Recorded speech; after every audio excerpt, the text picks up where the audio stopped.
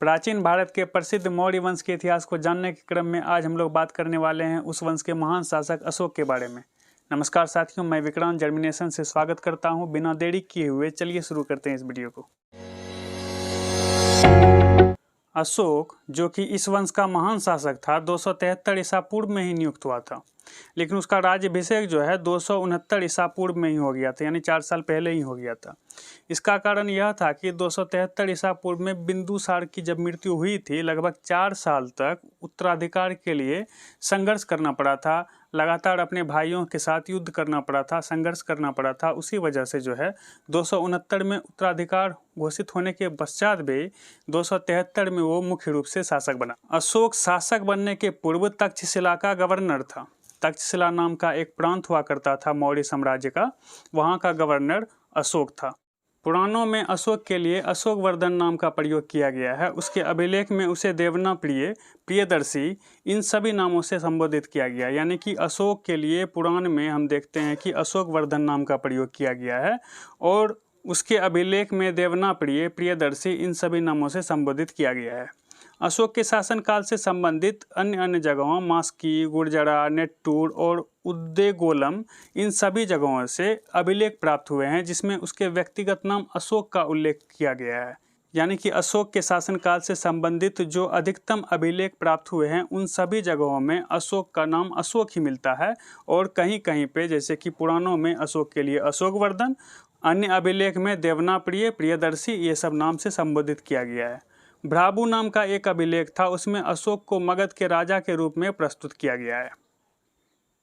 अशोक के जीवन में सबसे बड़ी और महत्वपूर्ण घटना कलिंग युद्ध था। कलिंग युद्ध में हुए रक्तपात को देखकर अशोक का हृदय परिवर्तित हो जाता है।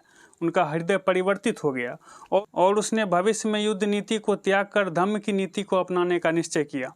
कलिंग युद्ध का वर्णन अशोक के 13वें शिलालेख में किया गया है, यानी कि अशोक का जो शिलालेख है उसमें से 13वां अब शिलालेख हम देखेंगे, उसमें कलिंग युद्ध का विस्तार पूर्वक वर्णन किया गया है। और अभिलेख में दिए गए विवरण से स्पष्ट होता है कि अशोक जो है बौद्ध भिक्षु, एक बौद्ध भिक्षु थे जिसका नाम उपगुप्त था, उन्हीं के प्रभाव में आकर बौद्ध धर्म का अनुयायी बन गया था। हम कह सकते हैं कि अशोक शिलालेख जारी करने वाला सबसे प्रथम भारतीय शासक था। बिहार क्षेत्र में अशोक के अभिलेख के अंतर्गत हम कहीं पे शिलालेख, कहीं स्तंभलेख, कहीं पे गुहालेख देखते हैं, इसमें कि बराबर, सासाराम, चंपारण, पाटलिपुत्र, इन सब जगहों से अभिलेख प्राप्त हुए। इसमें कि बराबर अभिलेख, ये अभिलेख जहानाबाद में है, बाकी जो है जिला के नाम पे ही अभिलेख है, सासाराम, चंपारण और पाटलिपुत्र, इन सब जिलों से भी अशोक के अभिलेख प्राप्त हुए हैं। परंतु वैशाली तथा पाटलिपुत्र अभिलेख पर कुछ भी उत्कीर्ण नहीं है, यानी कि यह अभिलेख जो है प्राकृत भाषा एवं ब्राह्मणी लिपि में लिखा गया था। अभी जो है ये अभिलेख मिट चुका है, इस पर कुछ भी उत्कीर्ण नहीं मिला है। अशोक ने अपने शासनकाल के 12वें वर्ष में जहानाबाद में स्थित बराबर की पहाड़ी में सुदामा गुफा का निर्माण करवाया था। बाद में जो है उस गुफा को आजीवकों को दान कर दिया था। अशोक अपने शासनकाल के 12वें वर्ष में जहानाबाद में स्थित बराबर की पहाड़ी है, वहाँ पे जो है सुदामा नाम का गुफा था, उस गुफा का निर्माण करवाया था सम्राट अशोक ने, और निर्माण करवाने के बाद उसे आजीविकों को दान दे दिया था। अब हम लोग अशोक और बौद्ध धर्म के बीच संबंधों के बारे में चर्चा करेंगे।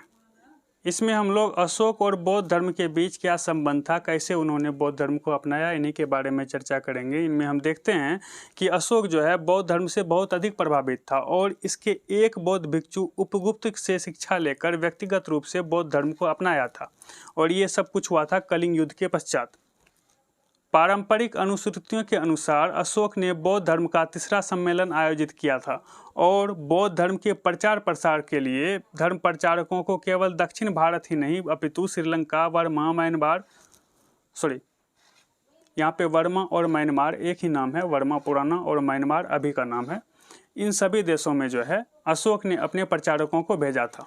तीसरी बौद्ध संगति की अध्यक्षता मोगलीपुत्र तिस ने किया था, यहाँ पे लिखा गया भी है, तीसरी बौद्ध संगति की अध्यक्षता मोगलीपुत्र तिस ने किया था और इसी समय अधिधम्मपिटक नामक बौद्ध धर्म ग्रंथ की रचना की गई थी। यानी कि जिस समय तीसरी बौद्ध संगति हो रहा था, ठीक उसी समय अधिधम्मपिटक नामक एक ग्रंथ जो कि बौद्ध ग्रंथ है उसकी रचना की गई थी।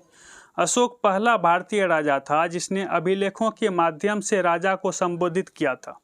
यानी कि राजा को संबोधित करने के लिए अभिलेखों का प्रयोग करने वाला एक नवीन विचार वाला अशोक जो है पहला राजा था।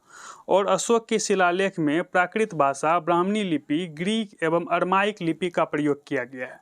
यानी कि कई सारे लिपि और भाषाओं का समावेश अशोक के शिलालेख में देखने को मिलता है, जिसमें कि प्राकृत, ब्राह्मणी, ग्रीक और अरमाइक ये सब लिपि देखने को मिलते हैं। रुम्मीनदेई अभिलेख यानी कि एक अभिलेख है जिसका नाम रुम्मीनदेई है। इस अभिलेख के अनुसार अशोक ने राज्याभिषेक के 20वें वर्ष में लुम्बिनी, जहाँ पे महात्मा बुद्ध का जन्म हुआ था, वहाँ की यात्रा की थी।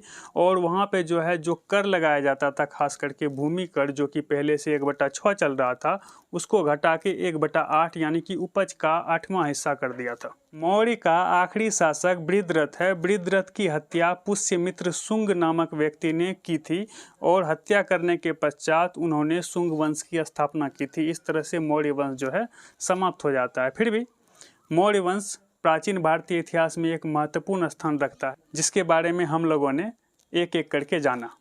आई होप अशोक के बारे में संक्षेपण जानकर आपको अच्छा लगा होगा। तो हमारे चैनल पे जो लोग नए आए हैं, चैनल को सब्सक्राइब कीजिएगा, यानी नए वाला भैया चैनल को सब्सक्राइब कर लीजिएगा, और पुराने वाले भैया जो हैं वीडियो को लाइक कर दीजिएगा। धन्यवाद।